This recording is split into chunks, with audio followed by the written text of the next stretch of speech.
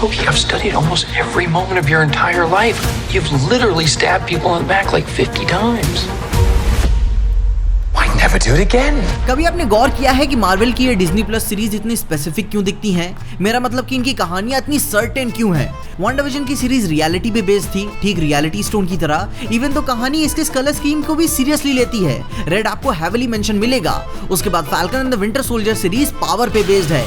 पूरी कहानी का main focus super soldier serum पे है, जो किसी भी शख्स को इमेंस पावर देता है। और इतना ही नहीं, पावर ब्रोकर नाम का कैरेक्टर भी काफी बड़े रोल में है, जो अल्टीमेटली कहानी को किसी नए निर्णय पे लाके छोड़ेगा। और उसके बाद अपनी लोकी सीरीज टाइम पे बेस्ड है। और हाँ, ये बात थोड़ी सी ऑब्वियस सी हो गई, क्योंकि वो TVA के साथ मिलकर अलग अलग समय की धाराओं में उत्पात मचाएगा। और इन सीरीज के बाद आती है अपनी कहानी हॉकाई, मिस मार्वल और पॉसिबली सीक्रेट इन्वेजन, क्योंकि यही अपने मेन शोज आने वाले हैं। मैं व्हाट इफ, मून नाइट और शी हल्क जैसे शोज की बात नहीं कर रहा हूँ, क्योंकि वो अपने कैरेक्टर्स को इंट्रोड्यूस करने के साथ साथ उनके ओरिजिन के बारे में भी बताएगा। मगर जहां तक ये इन्फिनिटी स्टोन्स वाला कनेक्शन रहा, ये ऐसे नजर आ रहे हैं कि हॉकाई की कहानी सोल स्टोन की कहानी के इर्द गिर्द घूमेगी, जिसका सबसे बड़ा रीजन ये है कि एंड गेम में वो सोल स्टोन के कुछ ज्यादा ही करीब था इमोशनली, और हॉकाई तो अपना कैरेक्टर बहुत ही ज्यादा ग्राउंडेड है। इसके बाद सीक्रेट इन्वेजन, जाहिर सी बात है कि वो स्पेस में ही बेस्ड होगी। और इन सब बातों के बाद अपना एक स्टोन बच जाता है माइंड स्टोन, जिसे मैं मिस मार्वल से कनेक्शन जोड़ के रखता हूँ, क्योंकि कमाला अपनी म्यूटेंट पावर्स को एक्सप्लोर, एम्प्लॉय और मिसयूज भी करेगी, जहां म्यूटेंट्स को उनकी पावर्स की जिम्मेदारी समझाने का सबसे बेस्ट तरीका उनके पीस ऑफ माइंड से ही आता है। लेकिन ये बातें तो कलेक्टिव तौर से मार्वल के शोज की हो गई। लेकिन अगर आपको साल भर पहले का समय याद होगा, जहां केविन फाइगी ने यह कहा था कि डॉक्टर स्ट्रेंज 2 फिल्म में लोकी भी होगा, दैट मीन्स कि लोकी की कहानी कहीं ना कहीं तौर से मल्टीवर्स ऑफ मैडनेस से कनेक्शन रखेगी। तो अब गुरु लोग यहाँ से एक इंपॉर्टेंट बात सुन लो, लोकी सीरीज की कहानी मार्वल के आने वाली कहानियों के लिए कंटेंट छोड़ के जाएगी।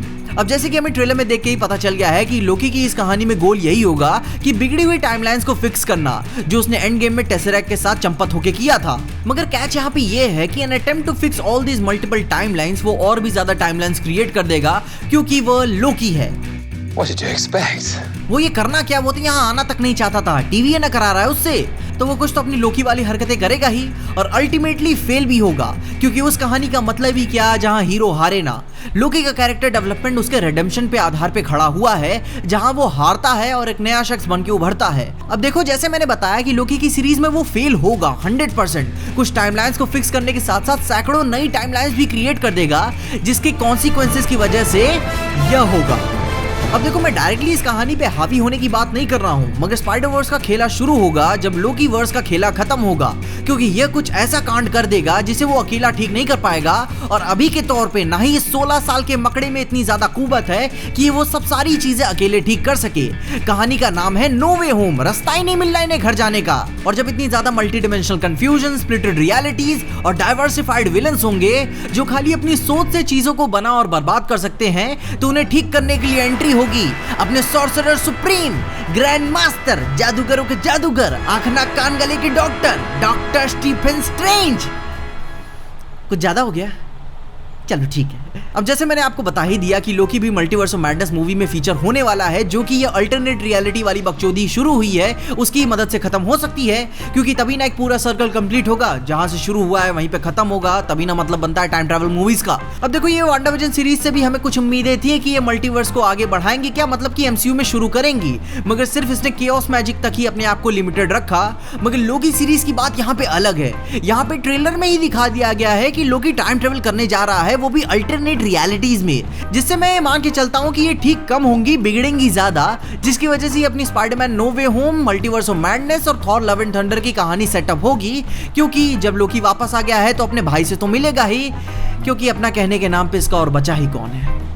अब देखो, ये बात मैं क्लियरली बता देता हूँ कि मेरा यहाँ कहने का ये कोई मतलब नहीं है कि जब लोकी का आने वाला फ्यूचर कहानियों को सेटअप करेगा तो बाकी कैरेक्टर्स को दरकिनार कर दिया जाएगा। नहीं, जो पिक्चर जिस कैरेक्टर पे है उसी की जिंदगी के बारे में और बेहतर तरीके से दिखाई जाएगी, मगर अपने पास्ट की कहानियों का एसेंस इसमें रहेगा कि ये सब शुरू किसकी वजह से और क्यों हुआ।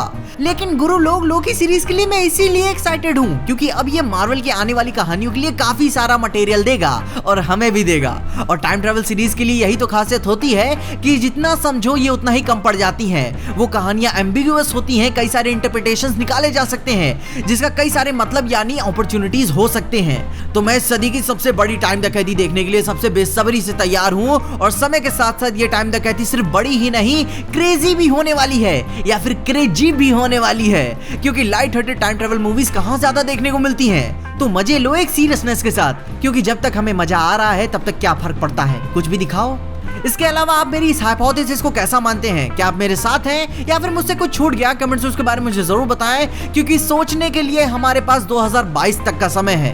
तब तक के लिए अपनी थ्योरीज मुझे कमेंट्स में जरूर बताइएगा, मुझे जानने में बहुत ही अच्छा लगेगा कि आप क्या सोचते हैं। इसके अलावा अगर आपको इस वीडियो में देखकर कुछ भी अच्छा लगा, खुशी और मजा आया तो लाइक मार दो इस वीडियो को। इस चैनल पे कहीं से भी नए आगे हो तो सब्सक्राइब तो मार देना चैनल को, और अगर आपको वीडियो ज्यादा ही पसंद आ गई तो अपने दोस्तों को शेयर कर देना। मेरे इंस्टाग्राम और ट्विटर हैंडल्स आपको नीचे डिस्क्रिप्शन में मिल जाएंगे, और देखते रहिए पीजे एक्सप्लेन। यार मेरी गर्दन कितना नहीं चिल्लाना चाहिए मुझको।